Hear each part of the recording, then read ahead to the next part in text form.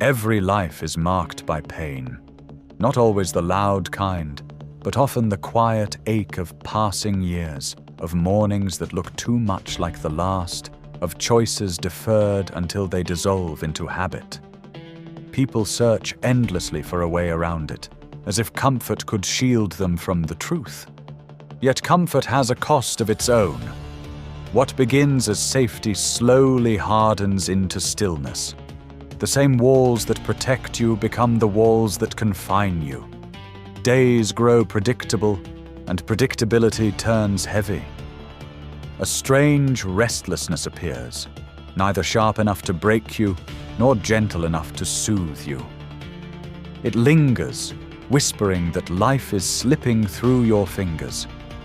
And so, without ever making a dramatic decision, you find yourself already paying a price. This is the first pain, often the most overlooked, but perhaps the most dangerous of all, the pain of staying comfortable. Comfort is seductive. It drapes itself in familiarity, convincing us that repetition is a kind of safety. The same road to work, the same chair at the table, the same polite conversations that circle endlessly without ever touching the marrow of life. At first, this rhythm feels reassuring. No surprises, no sudden storms. Yet beneath the surface, something else quietly stirs. A fatigue that has nothing to do with physical tiredness. Psychologists have long observed that the human brain, while built to seek efficiency, withers without novelty. Neurons strengthen when challenged, but left unused, they dull. What feels like peace is often the slow erosion of vitality. Consider the man who remains in a job that demands little, but also offers little. Each day is bearable, yet each day takes more from him than it gives. Mondays arrive heavier, and Fridays no longer bring release, only the knowledge that another identical cycle waits ahead. No risk, no rejection, no visible battle. And yet the weight of unused potential presses harder than failure ever could. His body records it too. Studies note how monotony raises stress hormones, as if the system itself rebels against the absence of growth. What appears calm on the outside begins to rot silently within. This is the hidden tax of comfort. It lulls one into believing that stillness is harmless, when in truth it demands the steepest price of all: time. And time, once spent, never returns. The resentment that gathers in quiet corners of the heart is not sudden. It is the bill that comfort eventually delivers. Years dissolve into sameness, and the life not lived becomes its own ghost, haunting every routine. Yet there is a turning point hidden within this recognition. To see that comfort carries pain is already to loosen its grip. For once the illusion is broken, the mind begins to understand that there is no path free of struggle. One may choose the numbing ache of staying the same, or one may choose the sharper but fruitful burden of growth. Both demand something, but only one offers return. And here, another truth begins to surface. If the pain of comfort is decay, then its opposite is effort, the deliberate, often uncomfortable work that bends today into a different tomorrow. Which brings us to the second pain, the pain of effort. If this content is resonating with you, consider subscribing. I make videos that help you see the world and yourself more clearly. Thank you.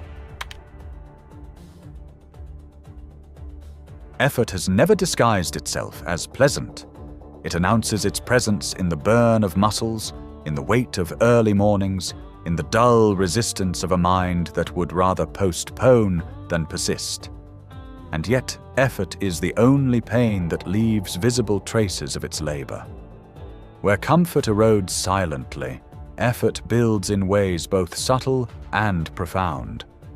Neuroscience shows that every deliberate act of challenge rewires the brain. Neural pathways strengthen with repetition. Discipline leaves its mark not only on the body, but on the very architecture of thought. What feels like strain in the moment is, in truth, construction. Take the example of physical training. The body resists at first, heart racing, lungs straining, limbs trembling. On the surface, it is discomfort. But beneath, microscopic fibers tear and repair, a hidden alchemy by which weakness is slowly replaced with strength. The same principle applies to skills of the mind. Learning a new language, practicing an instrument, persisting through the early failures of any craft, all summon the same fatigue, the same temptation to retreat.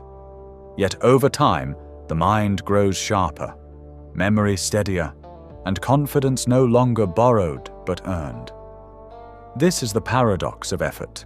It appears as loss in the present, but reveals itself as gain in the future.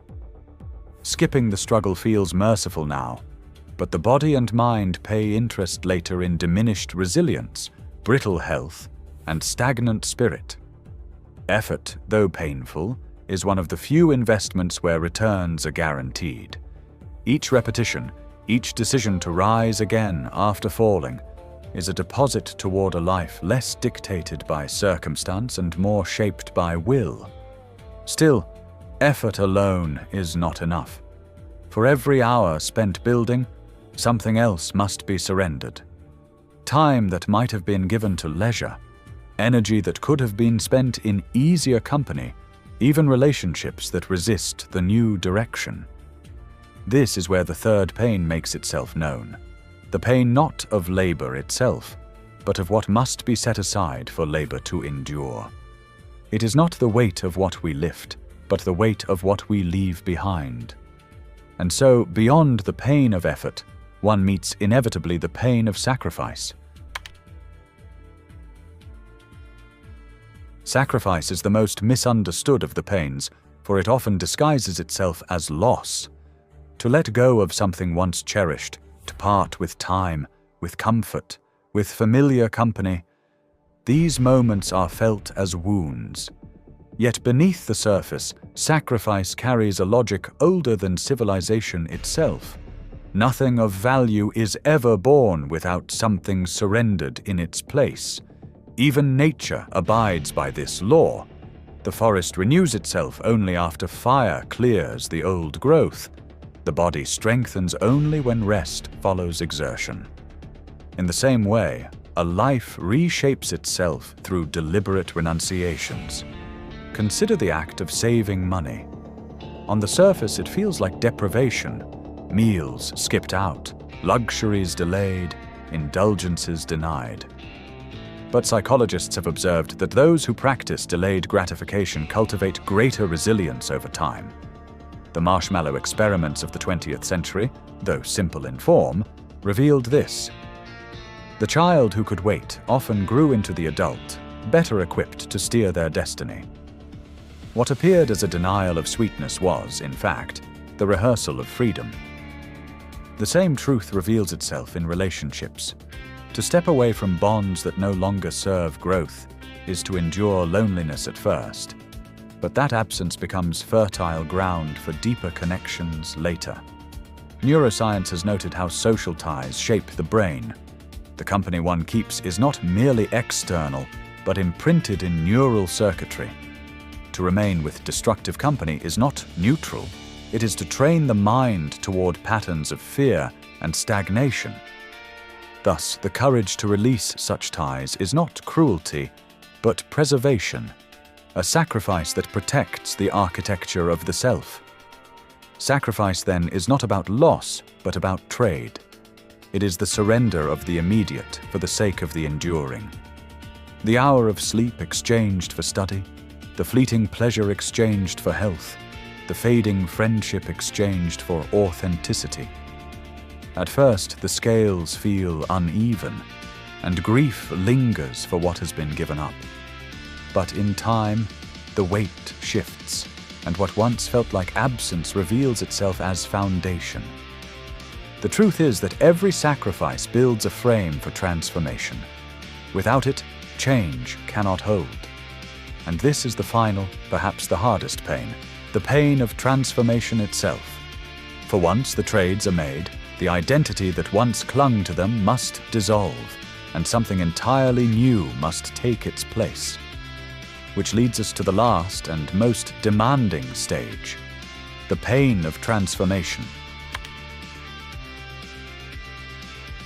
Transformation is the rarest pain because it demands not only effort and sacrifice, but the surrender of identity itself.